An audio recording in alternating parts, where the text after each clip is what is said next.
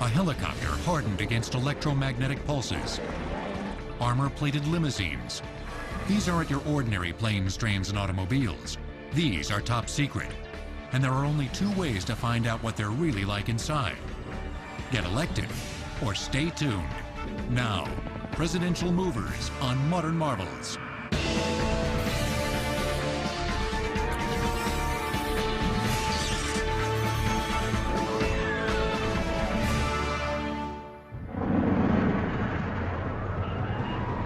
On September 11th, 2001, during the chaos of the terrorist attacks, President George W. Bush boarded a special 4-engine turbofan Boeing 747 jumbo jet.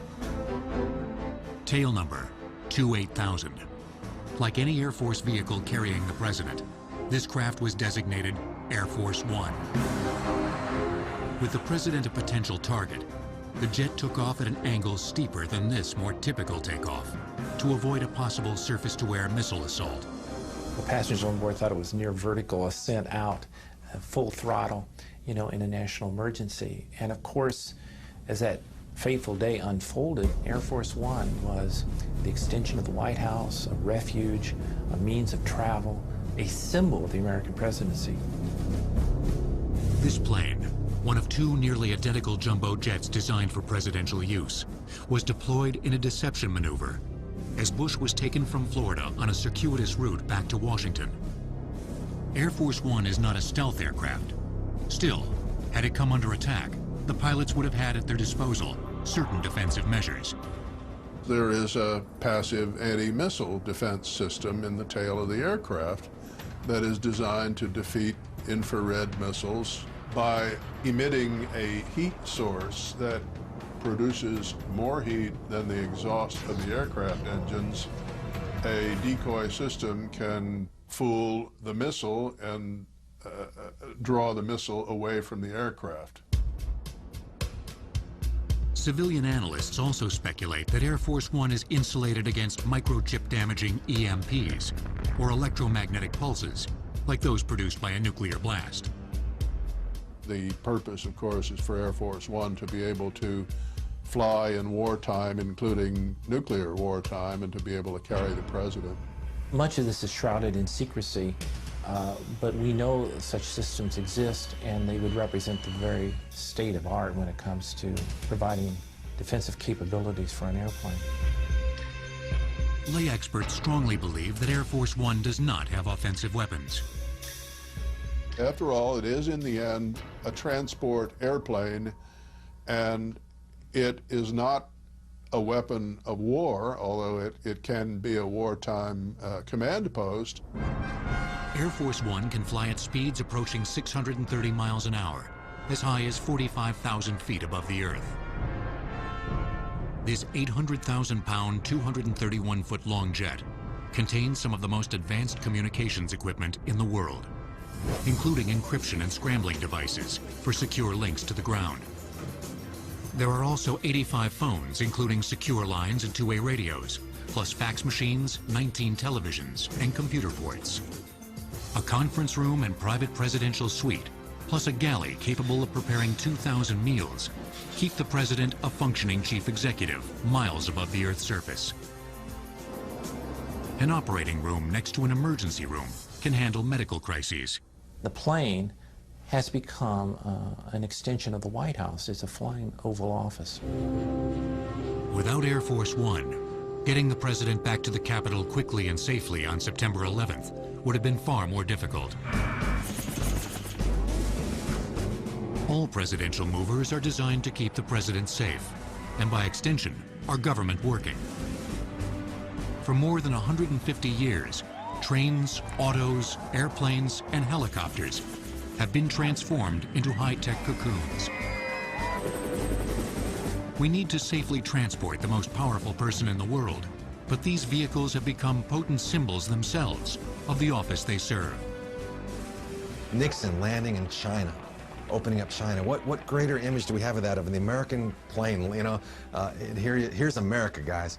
You know, and Reagan leaving the negotiating table, calling Gorbachev's bluff in Iceland, and getting in his plane and flying back. We have the world defined by a president who can get on a plane, fly across half the world, stand before a wall built by a dictatorial regime and defy that regime. And therefore, as a free man, I take pride in the words, Ich bin ein Berliner. And they often play their part in our most profound national dramas. Kennedy's assassination in 1963, Roosevelt's death in 1945, Nixon's resignation in 1974. Perhaps the most technologically impressive of all the presidential movers are the airplanes. The current 747s are the latest in an evolution that began with the first airplane to ever take a president aloft in St. Louis, Missouri, back in 1910. The first president to fly was Theodore Roosevelt. However, he was not the president of the United States at the time. He had left office, but he actually got into a Wright Brothers aircraft and went around. This historic and dangerous trip, captured by another fledgling technology, motion pictures, was the first of a series of presidential milestones to take place in the air.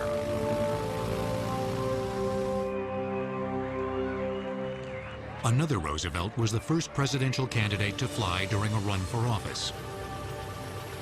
Well, in 1932, Franklin Delano Roosevelt flew on a Ford Trimotor from Albany, New York, to Chicago to accept the nomination of the Democratic Party.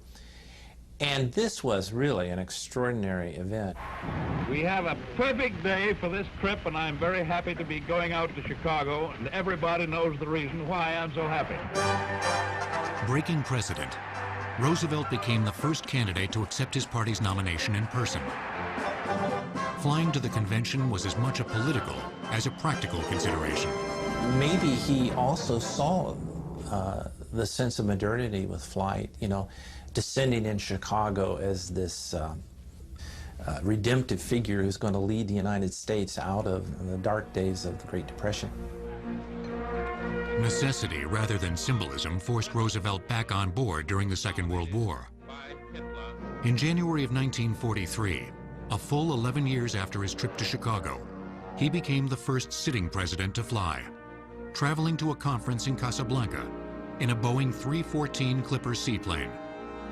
The journey took 90 hours in flying time round trip and covered over 17,000 miles. The secrecy was such that the crew of the Dixie Clipper only knew that a Mr. Jones, who was passenger number 1, was going to board the Dixie Clipper for the flight. But they were escorted by fighters, and they made this arduous trip down to Brazil, and then they crossed the South Atlantic to British Gambia, and then he was transferred to a C-54 4-engine transport that flew into Casablanca. Roosevelt's appearance in Casablanca allowed him to engage in personal diplomacy with his Allied counterparts at a crucial stage in the war. In December of that same year, he flew to Tehran on a C-54 Skymaster. Clearly, the president needed a plane at his disposal, and a Skymaster was soon converted for his use. Now, this aircraft had special features. It has an armor-proof window, so if the president wants to look out the window, he certainly can. It also has accommodations to carry a large number of people. They have extra gas tanks built into the aircraft to extend the range of the aircraft. The most significant modification to the plane acknowledged another, less publicized presidential mover: Roosevelt's wheelchair. They build an elevator into the back of the airplane. This way, President Roosevelt's wheelchair can be rolled onto the elevator. He can be raised into the aircraft. Roosevelt used his C-54, unofficially nicknamed the Sacred Cow, only once, in February of 1945, traveling to an Allied conference at Yalta on the Black Sea. Harry S. Truman inherited the plane 2 months later, upon Roosevelt's death. He flew to Potsdam, Germany for the last of the wartime conferences in July of 1945. And Truman routinely conducted business on board the presidential aircraft. He signed the National Security Act of 1947, which created the Defense Department, the Air Force, and the CIA, among many other things. And it was an example of conduct of presidential business while flying. Aviation technology had advanced rapidly by the time Truman was signing laws in midair, and the Sacred Cow had been replaced by a new DC-6, with a pressurized cabin. This is an important step up in technology because this airplane was larger, had greater range, and really represented a new level of flying comfort for the president. And the livery of this plane, the Independence, was unique. It has the stylized look of an eagle. You know, the cockpit nose looks like the beak of the eagle and the feathers going down the fuselage and so forth. Had a real exotic look to it. Maybe a little too exotic. Early color photos of the livery or external appearance of the plane reveal a yellow paint scheme that was soon changed.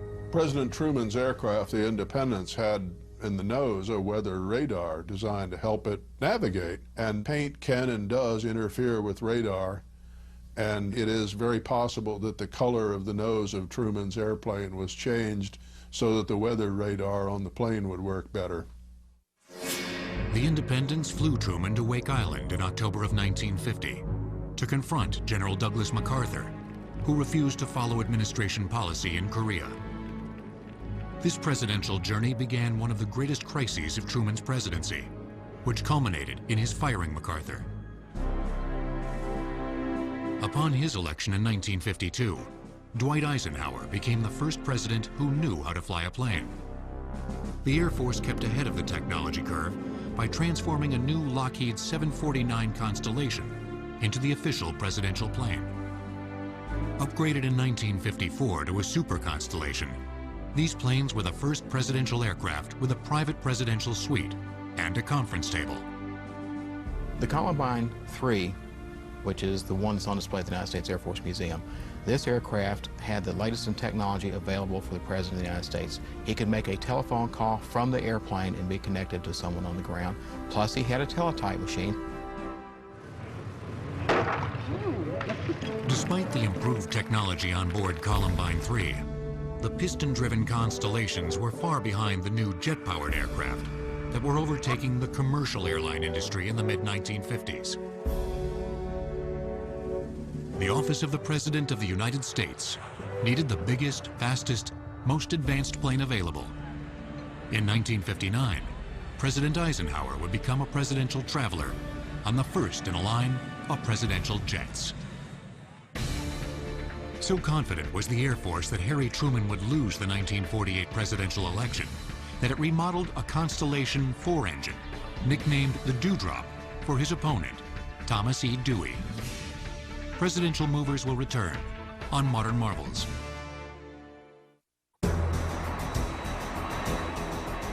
Today's Air Force One jumbo jets are the latest in a series of jet-powered aircraft that began in the late 1950s. The switch from piston-driven aircraft was a product of technology and Cold War one-upmanship. Premier Khrushchev had a jet. Therefore, the State Department convinced the President of the United States and Congress that the President of the United States needed to move up to jet aircraft. The aircraft was a Boeing 707, known to the military as a C-137A. It was not built and earmarked specifically for presidential travel, but Eisenhower flew on this aircraft. Tail number SAM for Special Air Mission 709 was the first plane designated with the radio call sign Air Force One. Initially, an airplane was named based upon the mission number the airplane was flying, so the number would change periodically. Unfortunately, one day, President Eisenhower was using a number very similar to one being used by an Eastern Airlines aircraft, and there was some confusion as to which aircraft the President of the United States was on. To make certain that never happened again, the Air Force adopted a code word, a secret code word, Air Force One. The name carried over even to the smaller Air Force planes the President occasionally used. But the secret got out, and the term Air Force One caught on. So did 707s. Everybody recognized this aircraft as leading all others in advancement aviation. This was the aircraft. A new 707, tail number SAM-26000, joined a new president, who recognized that the orange Air Force security paint job had to go. The Kennedys, with their interest in style and their flair for that, enlisted Raymond Loewy, who was an industrial designer, a very famous one, to see if he could come up with a new livery, a new paint scheme.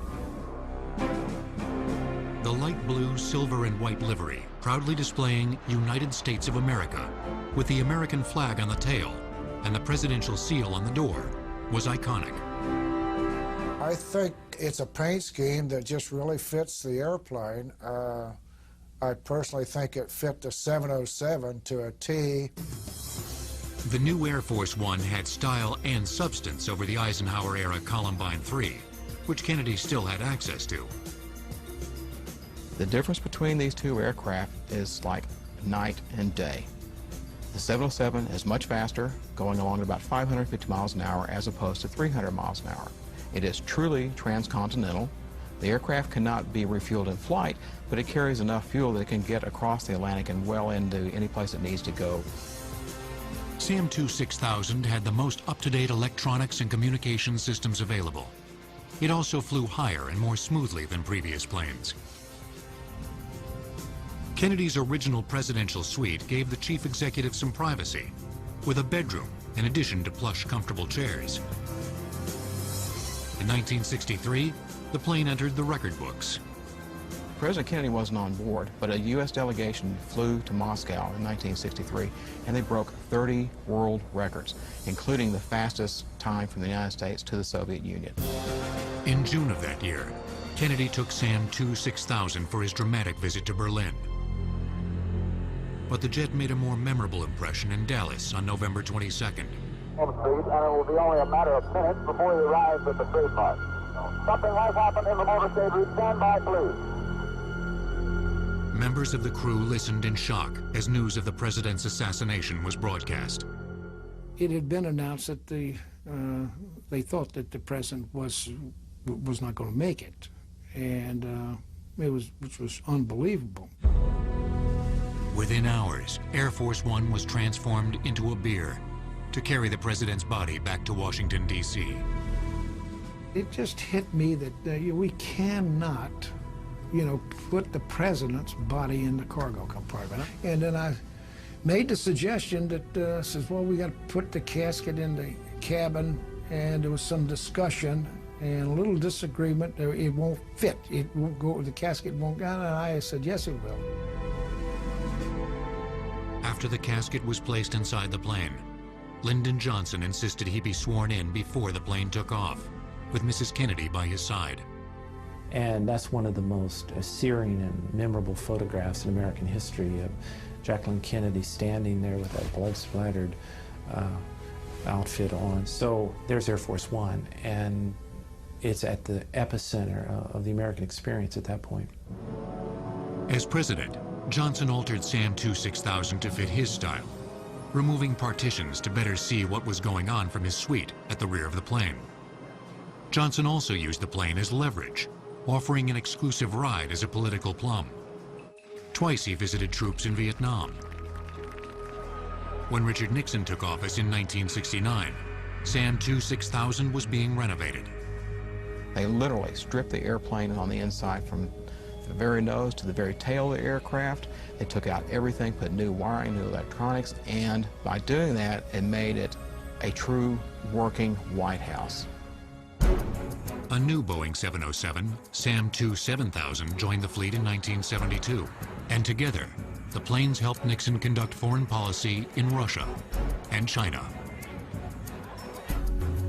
But in 1974, Nixon resigned the presidency amidst the Watergate scandal. I shall resign the presidency effective at noon tomorrow. Vice President Ford will be sworn in as president at that hour in this office. He left Washington for the last time as president on August 9th, traveling back home to California. The pilot took note of the fact that Gerald Ford would be sworn in as president around noon, and the plane was over Kansas City traffic control at that very moment, and the pilot called down, and the designator ceased to be Air Force One and became SAM 26000. President Nixon then became Citizen Nixon. My instructions were that at noon, when everything was to pass, and they were going to have a martini together. They did have a martini at the passing of the guard, so to speak. The symbolic power of Air Force One backfired for President Ford when a stumble down the steps in front of the plane with Mrs. Ford became an emblematic image of his presidency. One of the stewards would try to hold the umbrella for her and another steward for the president, but President Ford refused that day. He said, "I'll take the umbrella." And he slipped a little bit, thought I'd lost my job. Got a few phone calls that evening. Both Presidents Carter and Reagan used Air Force One as a diplomatic tool and to symbolize the strength and power of the presidency. Most memorably during Reagan's visit to Berlin in 1987, an echo of Kennedy's trip 25 years earlier. Sam 27,000 took Ronald Reagan to Berlin, too, to make another epic speech. Mr. Gorbachev, open this gate. And that's another way of looking at Air Force One. It's kind of an arrow going through the sky, taking presidents to very pivotal meetings. By the end of Reagan's term, Air Force One needed an upgrade, and he signed the order for the current 747s. Good heavens. Oops, I'm sorry. Rooming setup. I just want to peek. Isn't this beautiful? See the hot tub? Delivered after the Reagan term, they have served Presidents Bush Sr., Clinton, and George W. Bush.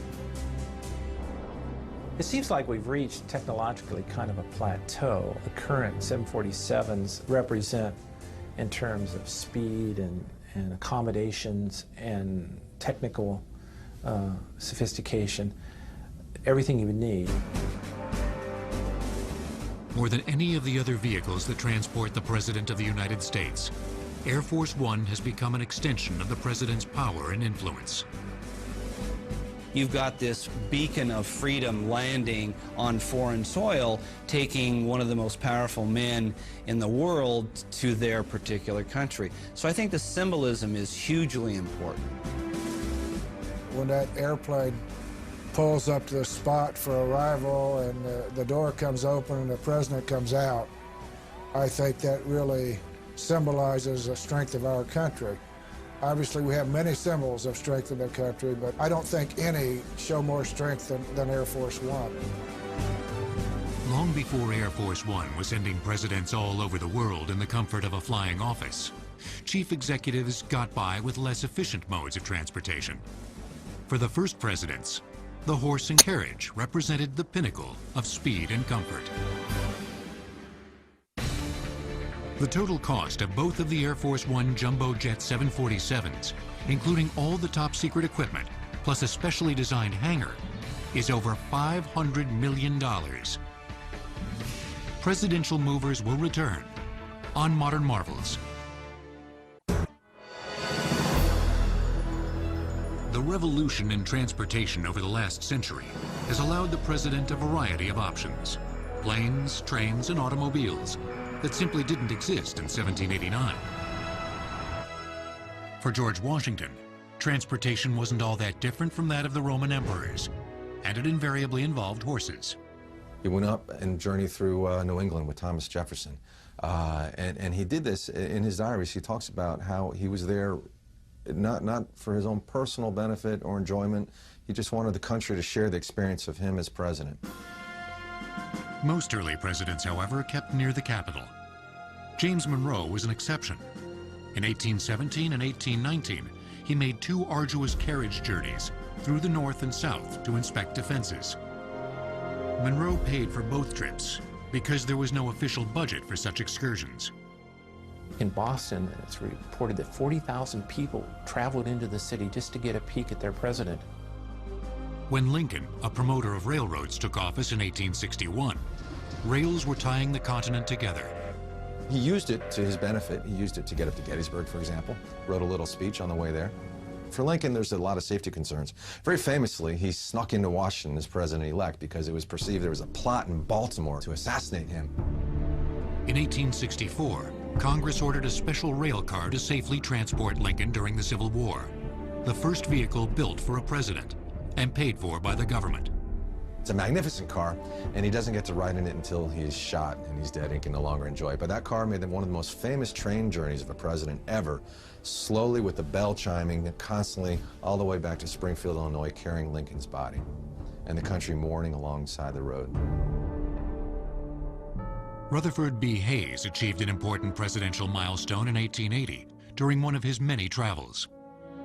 They called him Rutherford the Rover. And one of his achievements was that he took a train and went to the West Coast. And that act is incredibly symbolic. Now the president has gone to the people in Oregon and California. He's not only can they go to him, but now he has gone to them. After Hayes, luxury loaners from railroad magnates whisked presidents across America. Not until World War II did Congress agree to pay for a specially reinforced custom Pullman rail car for the president's safety. They put in 3-inch thick glass. They also added 5/8-inch armor plating to the car in all the areas where the president would normally be. They also added 2 escape hatches to the car. One is in the roof of the lounge, and the other is in the outer wall of the bathroom. Named Ferdinand Magellan, the 84-foot-long, 145-ton car had telephones in every room, an observation lounge, dining room, and 4 bedrooms. President Franklin Roosevelt had a special narrow wheelchair designed for use within its hallways. After FDR's death, the car was used in the funeral train that brought his body back to Washington, echoing Lincoln's journey 80 years earlier. Mrs. Roosevelt sat in the Magellan, while Roosevelt's body was carried in another car. President Truman, who succeeded President Roosevelt, did use the car, again, quite extensively, especially in the election campaign, where he did over 300 speeches from the rear of the Magellan. Truman's whistle-stop campaign from the Magellan was one factor in his upset win against Dewey in 1948. It was also the setting for a famous photograph of a presidential mover and a journalistic blunder. That famous photograph was taken of President Truman at St. Louis Union Station after the elections, and Mr. Truman had a great time with that newspaper in St. Louis that day. The Magellan has been retired as a presidential mover for half a century, done in by the rise of the automobile. Now on exhibit at the Gold Coast Railroad Museum in Miami, it represents the last of the more leisurely presidential movers. Another leisurely presidential mover is really more of a presidential retreat. The presidential yachts, which began with a steamer used by Rutherford B. Hayes in 1880, aren't so much modes of transportation as modes of recreation. The yachts have kind of a party-like ambiance to them. You know, it's a place where you go for meetings or kind of a leisurely cruise. But I don't think they fall into the category of practical, essential travel. Presidents have officially entertained on them, as Truman did on the Williamsburg, and presidents have escaped from their burdens on them, as Kennedy did on the Honey Fitz. LBJ loved to play poker on his yacht. He'd bring his congressman on one of the yachts and tell him, "Gentlemen, we're not leaving until you agree with me." But there was always the nagging debate that they were an expensive luxury of an imperial presidency. Carter ended the debate in the late 1970s when he ordered the USS Sequoia auctioned off. If yachts best facilitated the president's escape from the people, then automobiles did just the opposite. No mode of transportation better allows the president to impart a message to his people than the car. It's personal, it's intimate, and it's also a security nightmare. The battle between the president's need to be seen and to be safe is waged around the automobile. President Ulysses S. Grant received a speeding ticket from a traffic cop for going too fast in his horse-drawn carriage. Presidential movers will return on Modern Marvels. George W. Bush rode to his January 2001 inaugural in an elegant black Cadillac DeVille stretch limousine. Or at least, that's what it looked like. This thing is its own beast. Cadillac, who's the builder of the current limousines for the president, has to make the car look like a Cadillac, but of course it's not. I think down to the ornament on the hood is oversized. Details are classified, but you can bet the car is armored, contains bulletproof glass, and has run-flat tires. Surely it hides defenses within its chassis, uses an air filtration system, and electromagnetic pulse defenses. It likely has night vision technology that projects infrared images. And that's just the car. There's also a driver, a very good driver, trained to flee any danger. The fleet of cars at the Bush administration's disposal is part of a century-old tradition of presidential transport that began with William McKinley, who became the first president to travel in an automobile, a Stanley steamer, in 1899. But it was William Howard Taft who established the car as a presidential mover. He convinces Congress to authorize within the normal $25,000 travel appropriation, which authorizes expense upon horses and carriages that Roosevelt had. He gets Congress to change that to include and automobiles. Now, Congress went crazy. Well, the winning argument, was said to be the winning argument, was that it would be cruelty to animals to have Taft be carried around by a horse. But really, the winning argument was that the president wanted these automobiles, and the president was going to get them. Due in part to Taft's endorsement, the auto industry doubled production during his first year in office. He literally put the presidential seal on the auto, displaying it on his favorite car, a 1909 White Company Model M 7-passenger, 40-horsepower steamer. One of the most technologically advanced automobiles of the day. The White Company bragged that the car that the president has is the same as any car you can get from us. So the president's taking a car right off the shelf, basically. Under Taft, the White House stables were converted into a garage. In 1921, Warren G. Harding became the first president to motor to his inauguration. But it was FDR who in the 1930s received the first armored vehicle, a limousine. Among the fleet of limousines specially built for chief executives since 1942, 4 stand out. The first is FDR's Lincoln K. Initially, it had no armor or bulletproof glass. It was after Pearl Harbor that the car was armor-plated.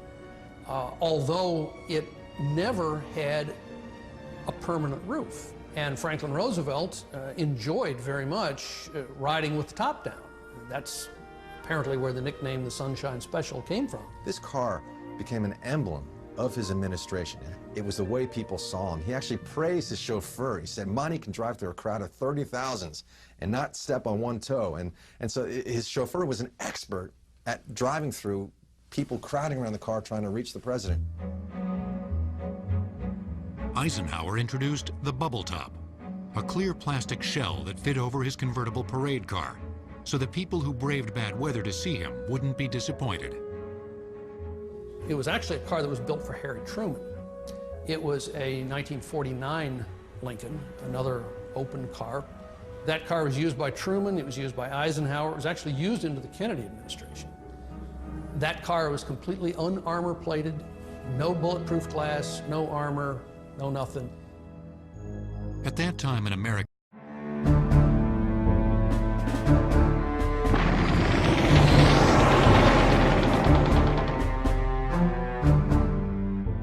in history, the president's political necessities trumped his security requirements. Well-trained drivers still took the wheel and Secret Service men ran alongside. But the president straddled the breach of his 2 competing needs. Now, if we left it up to the Secret Service to decide what the president's car looks like, it won't have any windows. Windows are a safety concession to politics. The Secret Service, of course, wants to keep the president hermetically sealed, and there's a constant tension there. The most famous presidential limousine of all graphically illustrated this point. The car, a 4-ton Lincoln Continental Stretch X 100, cost the government nearly $195,000 to retrofit for President Kennedy. It was one of 131 vehicles in his fleet. Some of its safety features were 2 rear-facing jump seats, outside handles for Secret Service agents, retractable running boards, a presidential seat that could be raised and lowered, and a tight turning radius. And as we see in 1963, if you take the roof off, it all comes to nothing. John F. Kennedy was assassinated as he sat in his unarmored Stretch X-100, caught between politics and safety. Rarely has a single event had such far-reaching impact. The Secret Service was in a quandary. They now demanded that the president have an armored car. And they had a choice. They could either build a brand new car, or they could modify the existing car. The reason the Secret Service rebuilt the Stretch X-100 rather than order and customize a new one was cost. After the Warren Commission examined and documented it, the car was released to the Secret Service. It still cost $1 million to renovate, including a $125,000, 1,500-pound windshield of bulletproof glass. They stripped the car down mechanically. They welded on a permanent armor-plated roof. They armor-plated the body. They armor-plated the doors all around the passenger compartment, underneath the car. They had an early version of run-flat tires. It has communications systems and radios and such inside so that you can communicate with the Secret Service and the helicopters up above. So it was a thoroughgoing rebuild of the car. It continued to serve Presidents Johnson, Nixon, Ford, and Carter. President Nixon even cut a hole in the roof so he could stand up and wave to crowds, thoroughly compromising all of the reinforcements added after the Kennedy assassination. The last of the four famous historical presidential limousines was built for Gerald Ford in 1972. Weighing in at 13,000 pounds, it could resist a grenade thrown beneath it. It's come to be called the Reagan car because it was the car that Ronald Reagan was getting into when he was shot. And it shows the limits of the protection afforded by a car. This car is thoroughly armor-plated. Yet Reagan wasn't inside the car yet. The bullet bounced off the limousine. So good as the armor, just bounced right off and landed in the president's chest, nearly killing him. The Reagan car joins the Sunshine Special, the Bubble Top, and the Kennedy Limo on display at the Ford Museum in Dearborn, Michigan. But the president isn't limited to autos for short trips. There's also Marine One, the most technologically sophisticated helicopter in the world. Despite its $200,000 cost in 1961, the Ford Motor Company leased the Kennedy limousine to the White House for only $500 per year. Presidential movers will return on Modern Marvels. The current Marine One helicopter is the most agile of all the presidential movers, able to lift off from an airport tarmac and place the president back home on the lawn of the White House. President Eisenhower ushered in presidential helicopter travel on July 12, 1957, in an attempt to simplify short trips to places like Camp David without involving the fleet of presidential limousines. The first presidential helicopter was a Bell H-13. That's the military version of the bubble-topped helicopter you see on the intro to MASH. There was very little space on the inside, and the Secret Service felt that it really wasn't safe for the president. Eisenhower's two-man H-13 was quickly replaced by a more spacious Sikorsky H-34C, which could accommodate half a dozen passengers. Perfect for traveling the 70 miles to Camp David. It didn't require motorcades or stop traffic, and it was twice as fast as a limousine. Eisenhower saw the practicality of helicopters for short shuttle flights, and he liked the way you could get in and out of a place. And you think of the security measures, if you go by helicopter, that it arguably is more secure than moving in limousine across the landscape. But some presidential guests were leery. Soviet Premier Khrushchev refused Eisenhower's invitation for a ride during his United States visit in 1959. He really thought that this might be an effort to get him up in a helicopter and just crash the helicopter and get one major problem for the United States out of the way. But then, to his surprise, President Eisenhower indicated he was going to go too. And so then Khrushchev immediately backed, oh, well, fine, I'm ready to go. Under Kennedy, the presidential choppers were the Sikorsky VH-34As, also known as H-3s. The H-3 airframes were in service until 1975.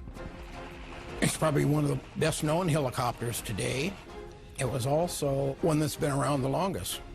The 3A had an amphibious hull, so it had a capability of landing and taking off from the water for short periods of time. The rotor path on the 72-foot-long craft had a 62-foot diameter. It sported two 1,400-horsepower engines. The cockpit had a large window with two large reclining chairs, and the navigational system and radios were the best available at the time. In the presidential cabin, they had the bench area where about 5 people in those days could sit. And then behind the presidents in the next compartment, we had a small latrine.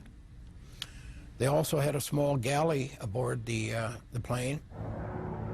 Marine One usually cruised at 135 miles per hour, roughly 1,000 feet in the air, for flights that lasted between 30 minutes and an hour.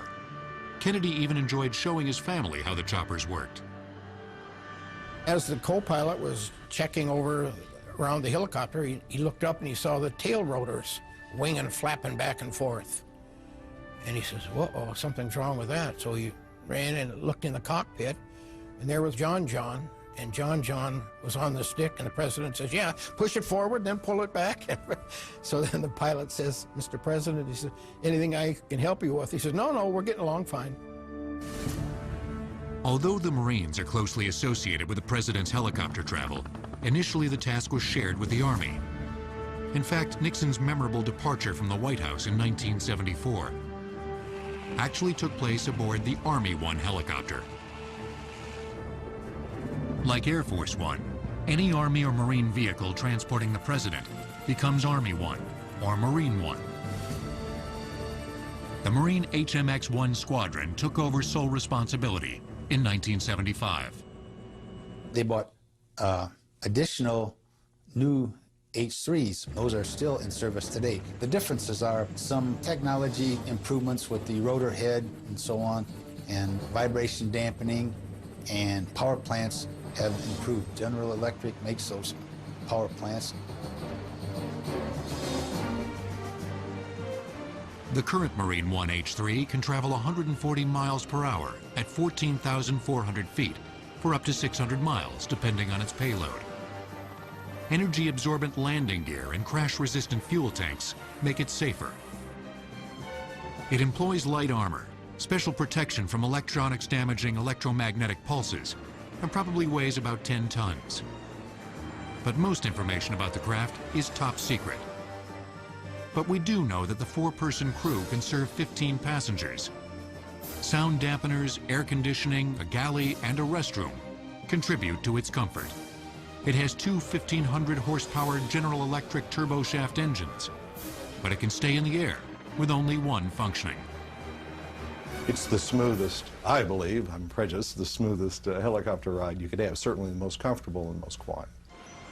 The president also has a smaller, modified Sikorsky Blackhawk, which can resist an attack from 23mm shells while traveling at speeds approaching 180 miles per hour.